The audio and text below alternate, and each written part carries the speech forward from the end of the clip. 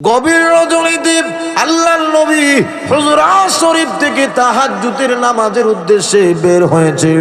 বের হয়ে তাকায়া দেখে আল্লাহর নবীর হুজুরের সামনে একজন সাহাবী বাঁকা হয়ে দাঁড়িয়েছে, সোজা হয়ে দাঁড়াতে পারে না, তার লজ্জাস্থান খালি হয়ে যায়। আল্লাহর নবী বলেন, কে রে তুমি? এত গভীর রজনীতে আমার হুজুরার পাশে দাঁড়ায়া আছো। উনি ডাক দিয়ে বলেন, ইয়া রাসূলুল্লাহ, আপনি কি আমাকে চিনতে পারেন নাই? আমি আব্দুল্লাহ।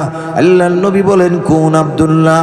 ওগো নবীজি, কিছুদিন আগে আমি ইসলাম ধর্ম গ্রহণ করেছি, আমার নাম ছিল আব্দুল উজ্জা, আপনি আমার নামটা পরিবর্তন রেখে আব্দুল্লাহ রেখেছেন, আমি ওই আব্দুল্লাহ। আল্লাহর নবী বলেন, আমার আব্দুল্লাহ তো ধনী, তার বাপ চাচা ধনী, সকাল সন্ধ্যা কাপড় পরিবর্তন করে আসতো, নতুন কাপড় পরিধান করে আসতো। আমার আব্দুল্লাহর আজকে এই অবস্থা কেন? কেন তার গায়ে কাপড় নাই? হযরত আব্দুল্লাহ রাদিয়াল্লাহু আনহু বলেন, ওগো নবীজি, কেন আমি আপনার দরবারে আসা যাওয়া করি? আমার চাচা আমাকে জানায়া দিয়েছেন, রে আব্দুল উজ্জা, তুমি মুহাম্মদের দরবারে যাবে না। যদি মুহাম্মদের দরবারে যাও তাহলে তুমি আমার বাড়ি ছেড়ে নিতে হবে। ওগো নবীজি, যেই মাত্র আমার চাচা বলেছেন আমার বাড়ি ছেড়ে দিতে হবে, আমি আমার চাচাকে স্পষ্ট জানায় দিলাম, ওগো চাচা, প্রয়োজন যদি হয় আপনার বাড়ি কেন তামাম পৃথিবী ছেড়ে দিতে পারি। আল্লাহর কসম, রাহমাতুল লিল আলামিনের দরবার আমি একটা সেকেন্ডের জন্য ছাড়তে পারবো না। আমার চাচা আমাকে জানায় দিলেন, তাহলে আমার বাড়ি থেকে বের হয়ে যাও। ওগো নবীজি, আমি আমার চাচার বাড়ি থেকে বের হয়ে গেলাম। বের হয়ে যখন আসবো গো, আমার চাচা জানায় দেন, ও আব্দুল্লাহ, তোমার গায়ে যে কাপড় চোপড় গুলো আছে এগুলো তো আমার টাকায় দেওয়া, সুতরাং তুমি যেহেতু আমার অবাধ্য হয়েছো, এই কাপড়গুলো খুলে রেখে যাও। আমার চাচার উদ্দেশ্য হলো, যদি আমাকে উলঙ্গ করে ফেলা হয় তাহলে ইজ্জত সম্মানের বয়ে আমি আর যাব না।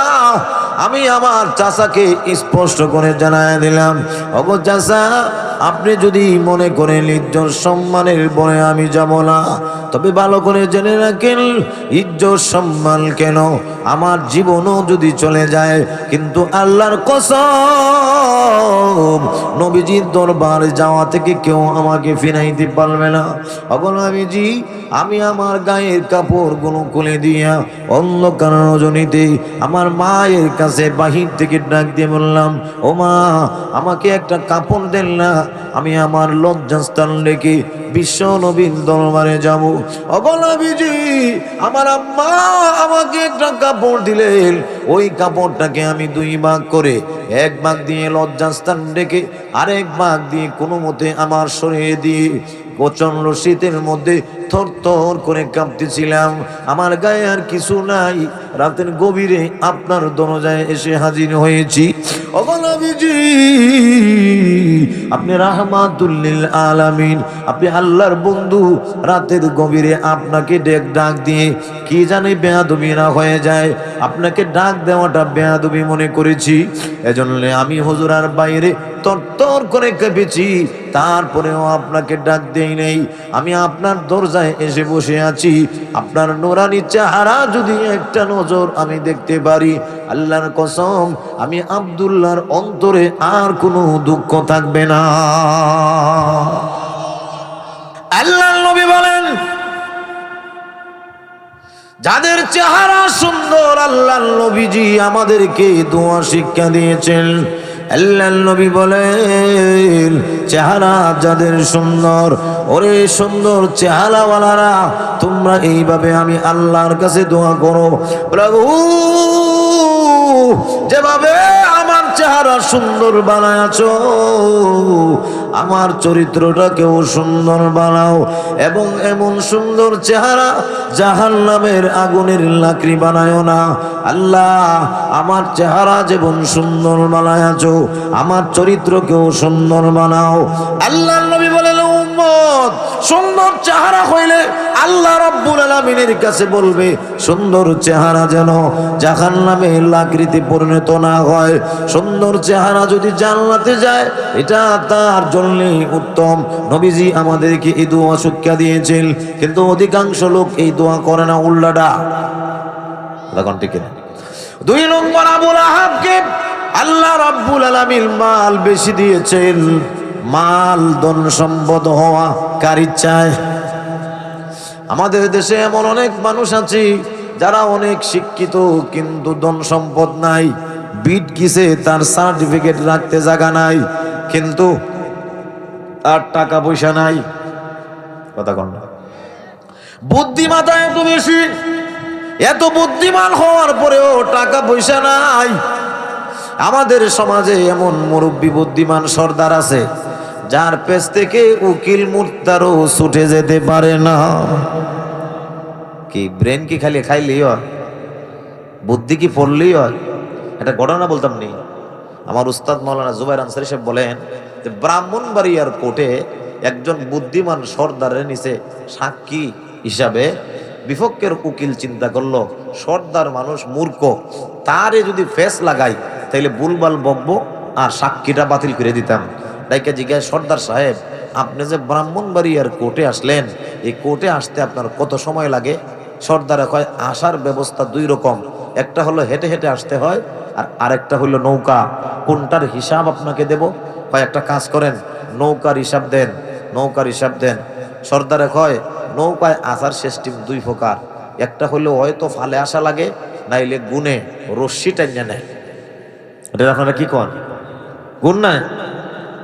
যেই মাত্র খালি এই কথাটা কইছে, এবার উকিলে বলে আচ্ছা ঠিক আছে অসুবিধা নাই, আপনি ফালের হিসাব দেন। এমনি সর্দার সাহেব ডেকে বলে ফালের তো 3 সুরত, বাতাস বেশি হইলে একরকম, বাতাস কম হইলে আরেক রকম, বাতাস যদি মধ্যবর্তী হয় তাহলে আরেক সময় লাগে, কোনটার হিসাব আপনাকে দেব? এমনি জজ সাহেব হাসিয়ে দিয়ে কয়, উকিল সাহেব আপনি রাইকা দেন, আপনি ফইরা উকিল আর এই বেটা হলো কুদরতি উকিল, কিয়ামতের আগেও আপনি ওরে লাগাল ভাইবেন না। আরো জোরে কোন কথা ঠিক কিনা? ঠিক কিনা? এরকম বুদ্ধিমান লোক আছে না? বুদ্ধি আরেক জায়গায় বেছে, ওয়াশিংটনের কাছে বেছে, ভারতের কাছে বেছে, মস্কোর কাছে বেছে। এদের নাম হলো বুদ্ধিজীবী। যে চাকরি করে খায় এরে আমরা কই চাকরিজীবী, যে মাছ বেচে খায় এরে আমরা বলি মৎস্যজীবী, যে আইন বেচে খায় এরে আমরা বলি আইনজীবী, যে শ্রম বিক্রি করে খায় তারে আমরা বলি শ্রমজীবী। ঠিক তেমনি ভাবে যে বুদ্ধি বিক্রি করে খায় এরও আমরা বুদ্ধিজীবী বলি। মনে রাখবেন, বুদ্ধি বিক্রি করলেই তাদেরকে আমরা বুদ্ধিজীবী বলি না। বুদ্ধি তো বিড়ালেও খাটায়, বিড়ালকে কি আমরা বুদ্ধিজীবী কেউ বলবো? والشمس وضحاها والقمر إذا تلاها والنهار إذا جلاها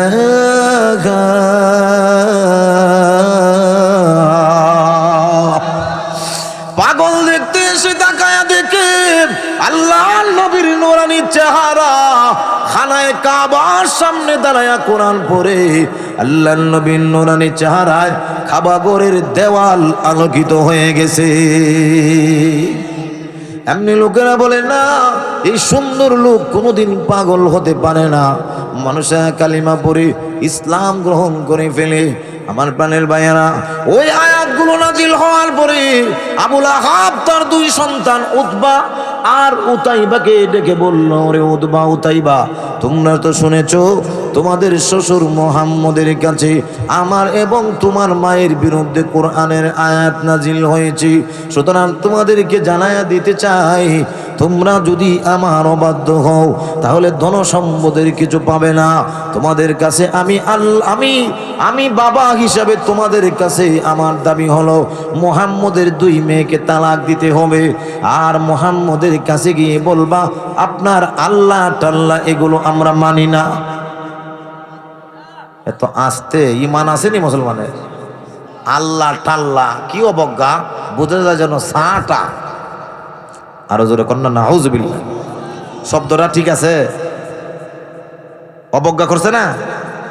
অবজ্ঞা না, আল্লাহ টাল্লা এটা আবার কি? আবার নবীর মেয়ের তালাক দিল। তাফসিরে মাযহারির মধ্যে লিখে, যেমন বাবা তেমন সন্তান। আম গাছে কোনোদিন নিম ধরে না, নিম গাছে কোনোদিন আম ধরে না। বাপ যদি নিম গাছ হয় তাহলে আম গাছ হইব নি ছেলে? আরে কথা কর, বাপ কা বেটা, কথা কর। বাপ যদি চুর হয়, সন্তানেরও চুরির স্বভাব একটু থাকে। একটা দুইটা এটা ভিন্ন, এটাই আমি মাসলায় আনছি না। এজন্য লক্ষণীয় বিষয় হলো, যেমন বাবা তেমন ছেলে। আবুল আহাবের ছেলেকে আবুল আহাব বলে যদি তোমাদের শ্বশুরের সাথে সম্পর্ক রাখো, তাহলে আমার বাড়িতে আর ঢুকতে পারবে না, আর তোমাদেরকে কিছু দেওয়া হবে না। সুতরাং শ্বশুরের সামনে গিয়া তোমাদের বিবিকে তালাক দিয়া শ্বশুরকে বলতে হবে আল্লাহ টাল্লা মানি না। যেমন বাবা এমন ছেলে আল্লাহ নবীর কাছে এসে বলে, ওগো মুহাম্মদ, আপনার আল্লাহ টাল্লা আমরা এগুলো মানি না। অথচ আল্লাহর নবীর জন্য, আল্লাহর দ্বীনের জন্য, আল্লাহর জন্য কত মানুষ বাড়িঘর ছেড়ে দিয়েছে। আল্লাহ রাব্বুল আলামিনের নবী রাহমাতুল লিল আলামিনের এক সাহাবী গভীর রজনীতে আল্লাহর নবী হুজুরাত শরীফ থেকে তাহাজ্জুদের নামাজের উদ্দেশ্যে বের হয়েছে। বের হয়ে তাকায়া দেখে আল্লাহর নবীর হুজুরের সামনে একজন সাহাবী বাঁকা হয়ে দাঁড়িয়েছে, সোজা হয়ে দাঁড়াতে পারে না, তার লজ্জাস্থান খালি হয়ে যায়। আল্লাহর নবী বলেন, কে রে তুমি? এত গভীর রজনীতে আমার হুজুরার পাশে দাঁড়ায়া আছো। উনি ডাক দিয়ে বলেন, ইয়া রাসূলুল্লাহ, আপনি কি আমাকে চিনতে পারেন নাই? আমি আব্দুল্লাহ। আল্লাহর নবী বলেন, কোন আব্দুল্লাহ? ওগো নবীজি, কিছুদিন আগে আমি ইসলাম ধর্ম গ্রহণ করেছি, আমার নাম ছিল আব্দুল উজ্জা, আপনি আমার নামটা পরিবর্তন রেখে আব্দুল্লাহ রেখেছেন, আমি ওই আব্দুল্লাহ। আল্লাহর নবী বলেন, আমার আব্দুল্লাহ তো ধনী, তার বাপ চাচা ধনী, সকাল সন্ধ্যা কাপড় পরিবর্তন করে আসতো, নতুন কাপড় পরিধান করে আসতো।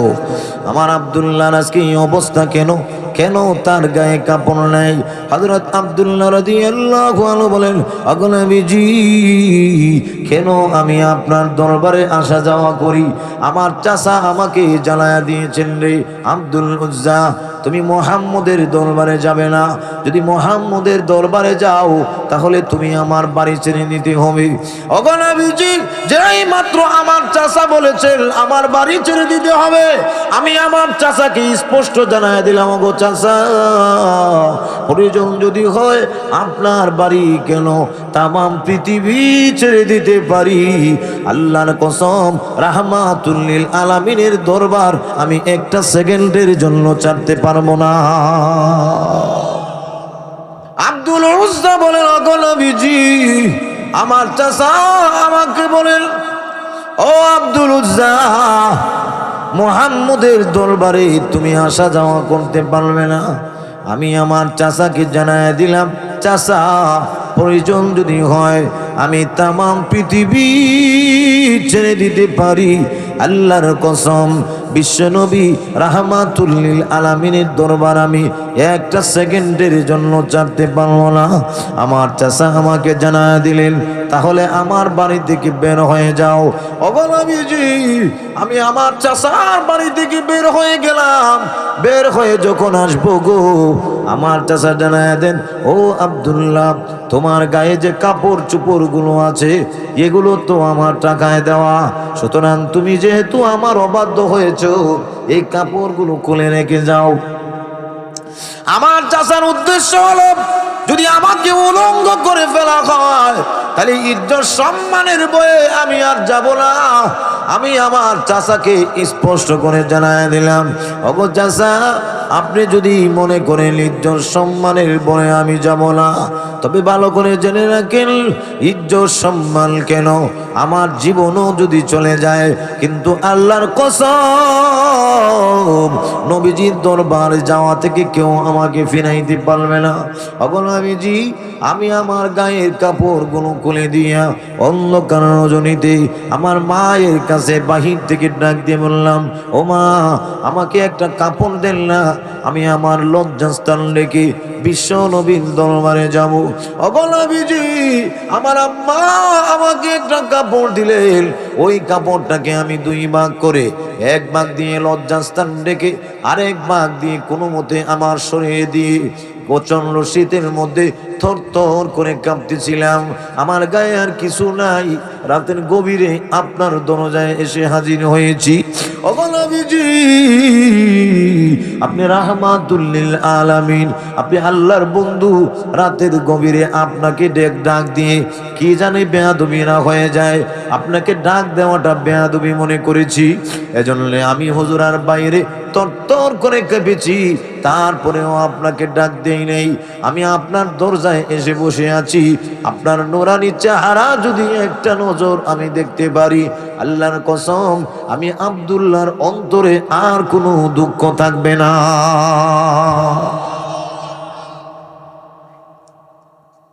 বাড়িঘর ছেড়ে দিয়েছেন নবীর জন্য। কথা কোন ঠিক কিনা? ঠিক না ভাই? আর কিছুক্ষণ চলতো নি ভাই আমার। যেই মাত্র আল্লাহর নবী তার এই করুণ কাহিনী শুনলেন, আল্লাহর নবীর চোখ দিয়া ওযুর দ্বারায় টপ টপ টপ টপ করে পানির নহর জারি হয়ে গেল। আল্লাহর নবী ডাক দিয়ে বলেন, ওরে আব্দুল্লাহ, বলো তোমার মনে কোনো কামনা বাসনা আছে নাকি, ইচ্ছা আছে নি? আল্লাহর নবীকে হযরত আব্দুল্লাহ বলেন, ওগো নবীজি, দুনিয়ার কোনো আকাঙ্ক্ষা নাই, আমার আকাঙ্ক্ষা হলো আপনি নবীর জবান থেকে শুনেছি শহীদ হয়ে মরলে কবরে গেলে মুনকার নাকির আসে না, শহীদ হয়ে মরলে কোনো হিসাব কিতাব নাই, বিনা হিসাবে আল্লাহ রাব্বুল আলামিন জান্নাতে দিবে। শাহাদতের মরণ হইলে কিয়ামতের কঠিন ময়দানে আল্লাহ রাব্বুল আলামিন মেহমানদারি করাবে। শুধু তা না, শাহাদতের মৃত্যুবরণ যদি করতে পারি গো, কিয়ামতের কঠিন ময়দানে আল্লাহর নবী বলেন, লাউনুহু কা লাউনু রিহুহু কা রিহিল মিসকি। আল্লাহ রাব্বুল আলামিনের নবী বলেন, শহীদের শরীর থেকে তোর তাজা রক্ত ঝরবে, আর এই রক্তের মধ্যে মেশকে আম্বরের ঘ্রাণ থাকবে। শুধু ঘ্রাণ না, আল্লাহর নবী বলেন, এই রক্তটা এত স্বচ্ছ হবে, কেমন জানো তাজা রক্ত। এই রক্তের বিনিময়ে কিয়ামতের কঠিন ময়দানে আল্লাহ বলবেন, ওরে শহীদ, তুমি আমার জন্য জীবন দিয়েছো, বলো তুমি কি চাও? আল্লাহর নবী বলেন, শহীদ সেদিন যা বলবে আল্লাহ রাব্বুল আলামিন তা দিয়ে তাকে খুশি করবে। তাই হযরত আব্দুল্লাহ বলেন, ইয়া রাসূলুল্লাহ, দুনিয়ার কোনো আকাঙ্ক্ষা নাই, আমার হৃদয়ের কামনা বাসনা হলো আপনি মহান আল্লাহকে বলুন, আল্লাহ যেন আমার শাহাদতের কামনা, শাহাদতের বাসনা আল্লাহ যেন কবুল করে নেন। আল্লাহর নবীর দোয়া কেমন কবুল? দোয়া করতে দেরি হয়, দোয়া করলে কবুল হইতে দেরি হয় না। কেমন দোয়া? আল্লাহর নবীজি রাত্রের বেলা দোয়া করেন, আল্লাহ আল্লাহুম্মা আইজ্জিল ইসলামা বি আহাদিল উমরাইনি। আল্লাহ, দুইজন ওমর থেকে একজন ওমর ইসলামের মধ্যে এনে ইসলামকে শক্তিশালী করো। একটা হলো উমর ইবনুল খাত্তাব, আর একটা হলো উমর ইবনে হিশাম, মানে আবু জাইল্লা। সবাই কোন আবু জাইল্লা? আটো জোরে। নাম বিকৃতি করে ডাকা যায় না, কিন্তু এর নাম ডাকা যায়, কিন্তু আবু জাইল্লা। আর কথা কয় না, আবার কো আবু জাইল্লা, কো ফেরাউন্না, নমরুদ্দিয়া। কথা কোন ঠিক না? এদের নাম জায়েজ আছে, অসুবিধা নেই। কথা কোন ঠিক না? বাইরে আমার আল্লাহর নবী রাহমাতুল লিল আলামিন রাতের বেলা দোয়া করেছে। সকাল বেলায় ওমর ইবনুল খাত্তাব নবীজির মাথা আনতে গেছে। ঘটনাটা বলা আমার উদ্দেশ্য না, নবীজির দোয়া যে কবুল হয় এটা আমি বুঝাইতে চাই। ভাইরা আমার, আল্লাহর নবী রাহমাতুল লিল আলামিনের দোয়া রাতে হইছে। দিনের বেলায় হযরত ওমর ইবনুল খাত্তাব নবীর মাথা আনতে যায়, গিয়ে দেখে তার ভগ্নিপতি আর তার বোনে কোরআন শরীফ পড়ে, কোরআন শরীফ। ওমর ইবনুল খাত্তাব ঢুকছে। ওমর ইবনুল খাত্তাব তো জমের মতো ভয়ঙ্কর, ঢুকার সাথে বোনে কয় আজরাইল ঢুকে গেছে। কোরআন শরীফ বন্ধ করে গোপনে জায়গায় রাখছে। বোনে ঢুকে কয় কে রে, এই দরজা খোল। দরজা খোলার সাথে জিজ্ঞাসা করে এতক্ষণ তোমরা কি পড়তেছিলে? ধরা খেয়ে গেছে। এবার বাধ্য হইয়া ফাতেমা কয় কোরআন শরীফের অংশ করতেছে। ইন্নাহু লাকুরআনুন কারীম,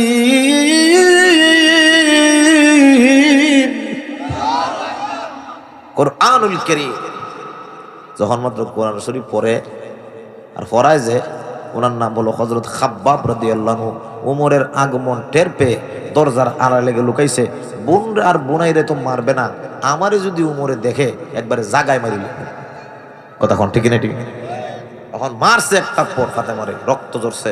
ফাতেমা ডাক দিয়ে বলে, ভাইয়া তুমিও খাত্তাবের ছেলে, আমিও খাত্তাবের মেয়ে, রক্ত তো একই, তুমিও জেদি আমিও জেদি। মনে রাখো, মারতে পারো, জীবন যাইব, আল্লাহর কসম সত্য ধর্ম গ্রহণ করছি, কালিমা ত্যাগ করব না। এটা একটা নিয়ম। কোন সত্যের পক্ষে যদি কেউ থাকে, কেউ যদি কাউরে নির্যাতন করার পরে এক সময় আল্লাহ তাকে বুঝ দিয়ে দেয়, আর ওই সময় সেও হেদায়েতের পথে আসে।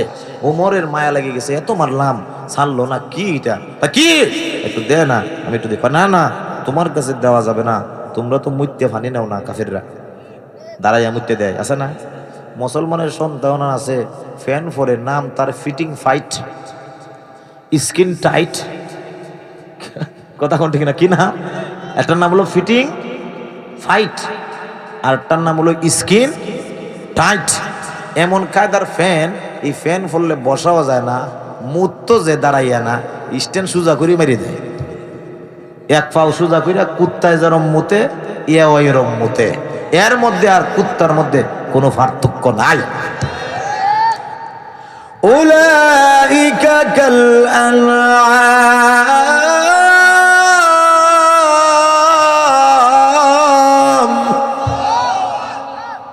বাল হুম আদাল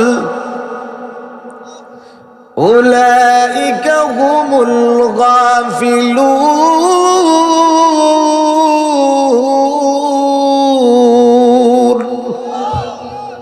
খারাপ লাগেনি? ও আল্লাহ কোরআনে বলেন এরা হলো চতুষ্পদ জন্তু।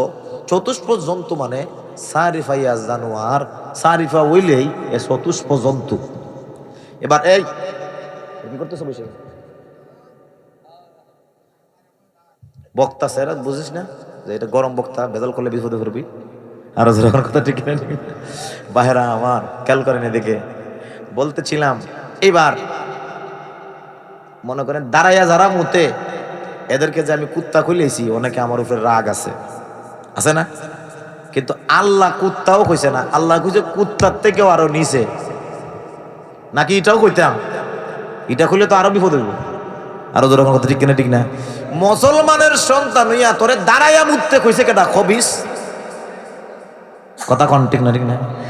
দাঁড়াইয়া তুই মুতলে কেন? তুই কি মানুষ না জানো? কোন মানুষের সন্তান হইয়া দাঁড়াইয়া কেমনে মুতে? অসভ্য বেহায়া। আর কথা কোন ঠিক না? ঠিক। বিজ্ঞান বলে দাঁড়াইয়া মুতলে কিডনি ড্যামেজ হয়ে যায়, তারপরে যৌন ক্ষমতা হ্রাস পায়। এটা ইসলামেও নিষেধ, বিজ্ঞানেও। আর কথা কোন বসলে তোরে নিষেধ করছে কেন? একজনকে জিগাই, ভাই আপনি যে দাঁড়াইয়া মুতলেন, ও কয় সিটা পড়বো। কি পড়বো? বাজিদ মুস্তামি রহমতুল্লাহ কুত্তারে জিগায়, তুই কেন দাঁড়াইয়া পেশাব করো? কুত্তায় কয় সিটা পড়বো। আর কথা কন না, কুত্তায় কি কয়? তাহলে কুত্তায় যে জবাব দিছে, মানুষের বাচ্চা কি একই জবাব দিছে না? তাহলে কুত্তা কুচিতে কি হয়েছে? আমি কি অর্থ অন্যায় করছি? আর কথা কন ঠিক না? ঠিক না? ভাইয়েরা আমার, দাঁড়াইয়া পেশাব করে কাফেররা তো বাদ দেন, মুসলমানের কথাই বললাম। আল্লাহর নবী রাহমাতুল লিল আলামিনের সাহাবী উমর রে কোরআন দেয় না। ফাতেমা বলে, ভাইয়া আপনি তো পবিত্র নয়, পবিত্র হয়ে এরপরে কোরআন ধরেন। কথা কন। ফি কিতাবিন মাকনুন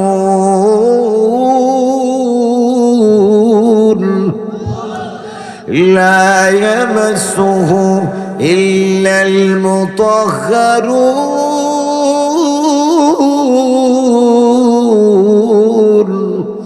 ইন্নাহু লাকুরআনুল কারীম। আল্লাহ রাব্বুল আলামিন বলেন এটা হলো কুরআনের অংশ।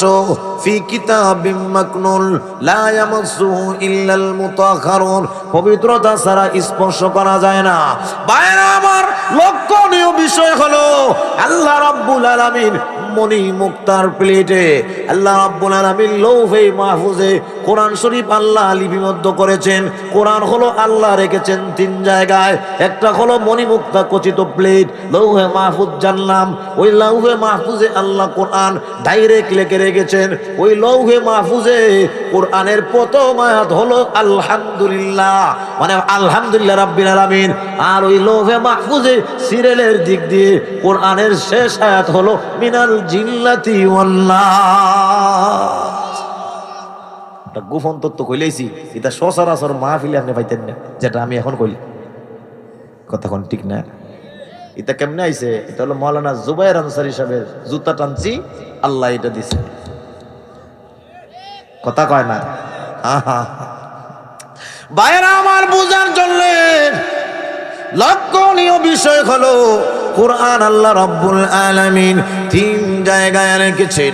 একটা জায়গা হলো মহান আল্লাহ রাব্বুল আলামিন জানায়া দিয়েছি, আমি আল্লাহ রাব্বুল আলামিন কোরআনুল কারীমকে লৌহে মাহফুজে রেখেছি মণি মুক্তা খচিত প্লেট। ওই প্লেটটা কত বড় হবে? মুফাসসিরিনে কেরাম তাফসীরের কিতাবের মধ্যে লেখে, কোরআন যে প্লেটের মধ্যে রাখা, এই প্লেটটা হলো গোটা দুনিয়ার সমান। সুবহানাল্লাহ, তো আসতে কইলেন। ওই প্লেট, এক তো এই প্লেটের ভিতরে আল্লাহ কোরআন সংরক্ষণ করেছে।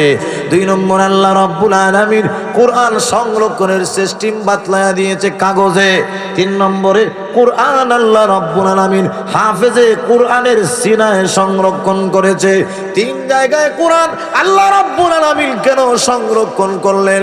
আল্লাহ রাব্বুল আলামিন বুঝায় দেয়, পৃথিবীর মানুষেরা রে, আমি মহান আল্লাহ রাব্বুল আলামিন আমার কোরআনকে তিন জায়গায় রাখলাম এজন্যে, যাতে করে কোনো পরাশক্তি কিয়ামত পর্যন্ত একটা নকতা, একটা জবর, একটা জের, একটা পেশ পর্যন্ত পরিবর্তন না করতে পারে।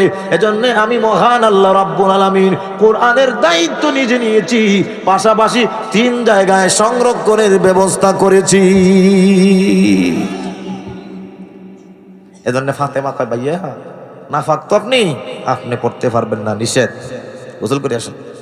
গোসল করে আইছে এবার পরে তাহা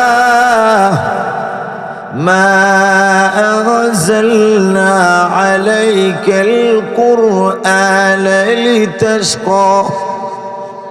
আরে ভাই কোন না, আল্লাহু আকবার রে। আল্লাহ মুমিন সিংহের মানুষ চিন্তা করে কেরে, জোরে কোন আল্লাহু আকবার। যখন এই আয়াত পর্যন্ত আসছে, ইন্নানি আনাল্লাহ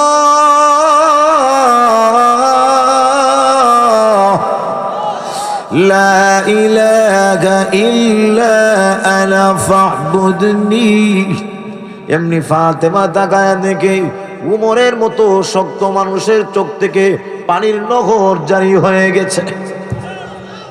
ফাতেমা ডাক দিয়ে বলে, ভাইজান কেন আপনি চোখের পানি ছেড়ে দিয়েছেন? আপনি কেন কান্দেন গো? এমনি হযরত উমর ইবনুল খাত্তাব বলে, রেবুল কি এমন তেলাওয়াত শোনাইলি, আমার হৃদয় কেড়ে নিয়েছে।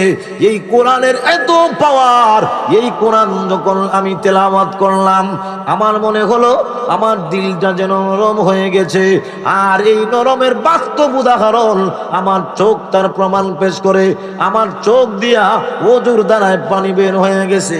এই দৃশ্য দেখে হযরত খাব্বাব রাদিয়াল্লাহু আনহু উনি পর্দা দরজার আড়াল থেকে বের হয়ে আসলেন, এসে ডাক দিয়ে বলেন, ও উমর, তুমি তো আমাকে দেখো নাই, এতক্ষণ যে ফাতেমা আর তোমার বোনের জামাইরে কোরআন পড়াইতেছিলাম, আমি সেই খাব্বাব যিনি উনাদের উভয়জনকে কোরআন পড়াইতেছিলাম।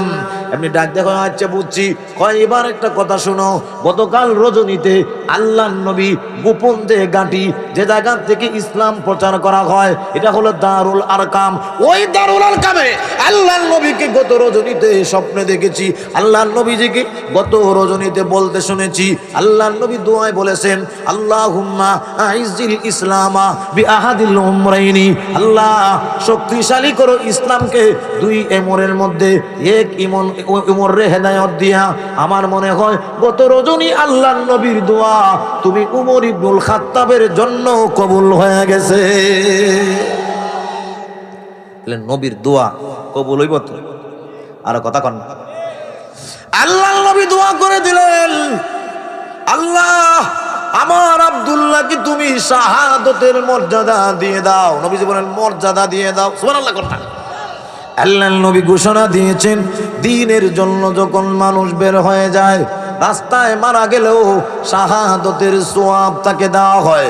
তাবুকের যুদ্ধে গেলেন, যুদ্ধটা হইল না, যুদ্ধ থেকে আল্লাহর নবী রাহমাতুল লিল আলামিনের ওই সাহাবী যখন ফেরত আসলেন, ভাই গলা দিয়ে ভালোই গেছি, ভালোই গেছি কি? কেমনে ভালো হইলো আমি তো কইতে পারি। হ্যাঁ বলেন আল্লাহু আকবার। শোনেন, আমার উস্তাদ আল্লামা হাফেজ জুবাইর আহমদ আনসারী সাহেবের এই কথাটা না বললে আমার হক আদায় হয় না। কথাটা হইল, হুজুরে 32 বছর ওয়াজ করছে, কোনো ঠান্ডা নাই, কোনো সর্দি নাই, রাতের 12টা নাই, 1টা নাই, যখনই উঠাইছে তখনই গলায় ঠং ঠং করছে, মানে গলা বাজছে কি, কোনোদিন গ্যাস গ্যাস করে নাই। সেই হুজুরে 32 বছর 35 বছর পরে যখন ওনার অপারেশন হইল, 80টা আপনার কিমোথেরাপি আর 10টা রেডিয়েশন থেরাপি, কিমো হইলো 10টা আর ওটা হলো 80টা।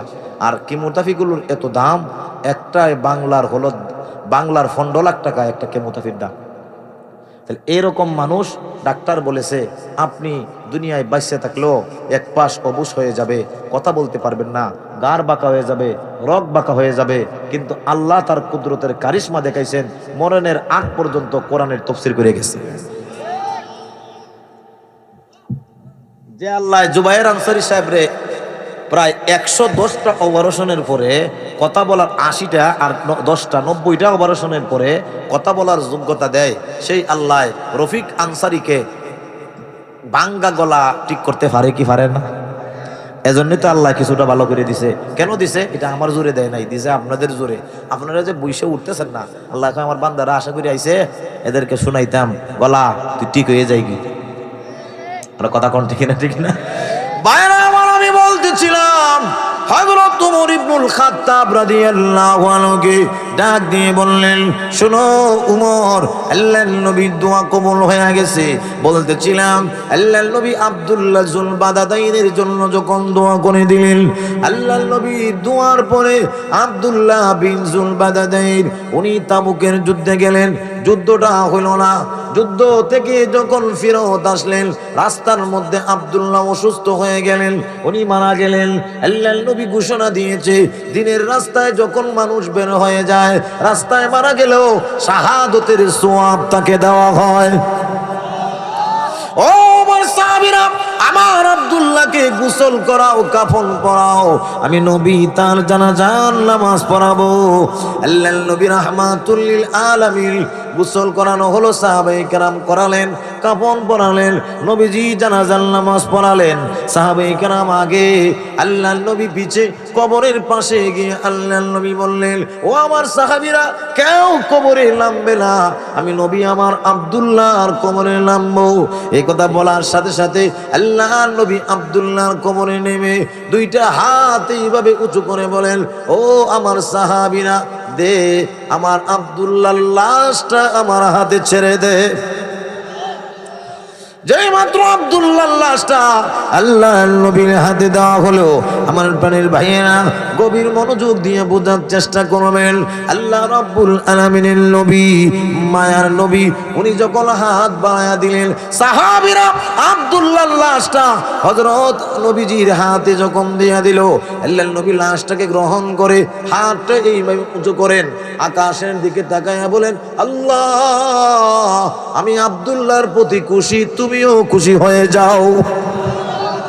কথা না বলতে দেরি হয়েছে, আল্লাহ নবী রাহমাতুল লিল আলামিন যখন বলেন আমি খুশি, আল্লাহর নবী আরেকটা কথা বলেন, ও প্রভু, আমি আমার আব্দুল্লাহর লাশটা এই মুহূর্তে আপনার রহমতি বরকতি কুলে স্থানান্তর করতেছি। এই কথা বলে যখন লাশটা রাখলেন কবরের পারে, গইরাইয়া কাঁদতে লাগলেন। ওনার নাম হলো সাঈদ ইবনে আবি ওয়াক্কাস। উনি কাঁদতেছেন আর বললেন, ও আব্দুল্লাহ, এই লাশটা তোমার না হয়ে আমার যদি হতো, আমার কপাল কত ভালো, ভাগ্য কত ভালো রে আব্দুল্লাহ, যেখানে আল্লাহর নবী বলতেছেন আমি খুশি, তুমিও খুশি হয়ে যাও।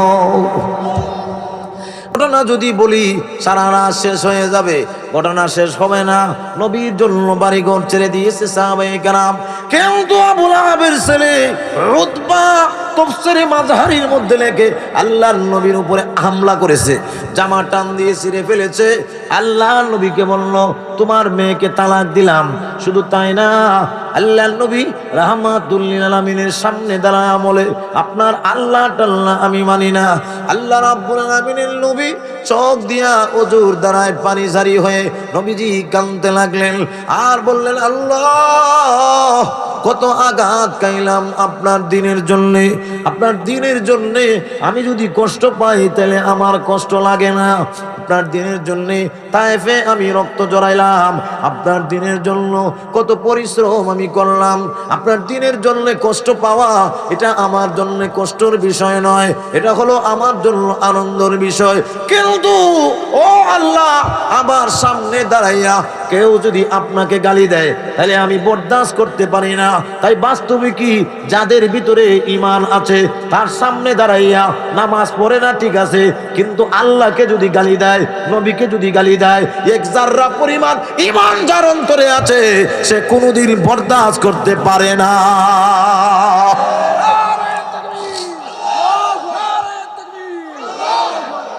ভাইরা আমার, বাস্তবে কি ঈমান থাকলে নবীকে গালি দিলে কেউ বরদাস্ত করবে না। বলতেছিলাম আল্লাহ রাব্বুল আলামিনের নবীও কাঁদলে আর বলে, আল্লাহ, আপনাকে গালি দিয়েছে, আমার তো বরদাস্ত হয় না। আল্লাহ ডাক দিয়ে বলেন, ওগো নবীজি, আমি বানাইছি মানুষ, ওই মানুষ যদি আমাকে গালি দেয় তাহলে আমি মহান আল্লাহ রাব্বুল আলামিনের কষ্ট লাগে না। সুবহানাল্লাহ। আপনিও দেখবেন আপনার ছোট বাচ্চা যদি আপনার দাড়ি ধরে টান দেয়, দাড়ি ছিঁড়ে ফেলে, বাবা শুধু হাসে, কোনো কিছু বলে না, কথা কন।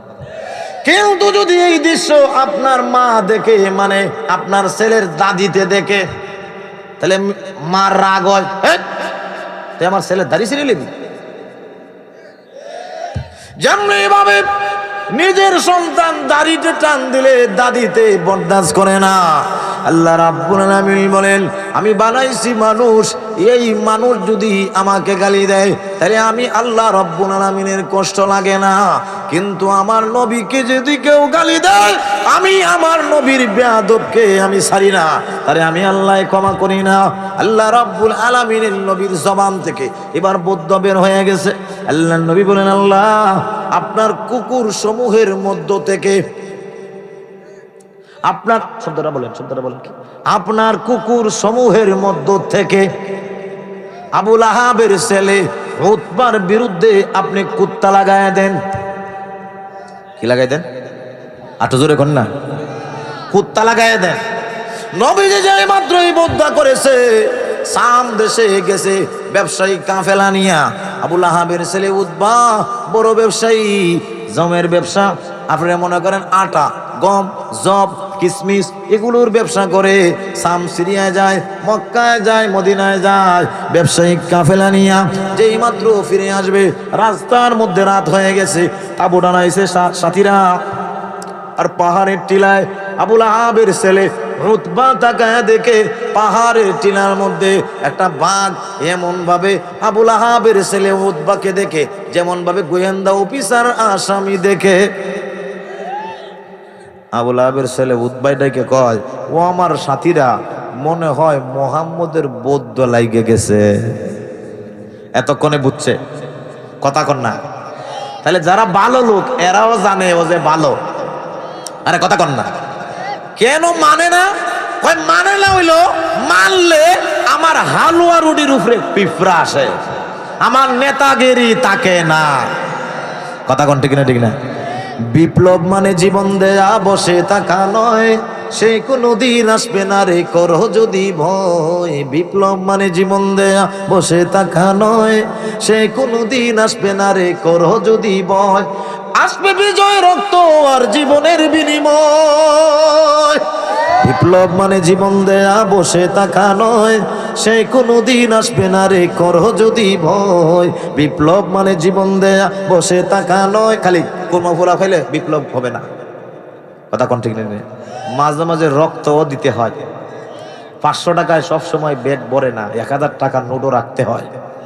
কথা কোন ঠিক না? ঠিক না? কিন্তু আমরা এখন চাই কি? দামে কম মানে ভালো, আপনার দামে কম মানে ভালো। এজন্য আমরা এই অবস্থা ধরছে। কথা কোন ঠিক না? ঠিক না? ভালো জিনিসের ভালো দাম। কথা কোন ঠিক না? বাইরে আমার লক্ষণীয় বিষয় হলো, আমার কথা শেষ করতে হবে মনে হয় পরবর্তী বকরার সিগন্যাল। এজন্য আমার আমি ওরে ভাই রে বাপ কত সময় করাইছেন হুজুর, সাইড হয়ে গেছি। আল্লাহু আকবার। লক্ষণীয় বিষয় হলো, আপনারা খেয়াল করতেছেন এদিকে 9টা 9:30 আগে আমি উঠছি, অলরেডি 10টা 34, মানে ঘন্টা হরিয়া আরো তাই কি।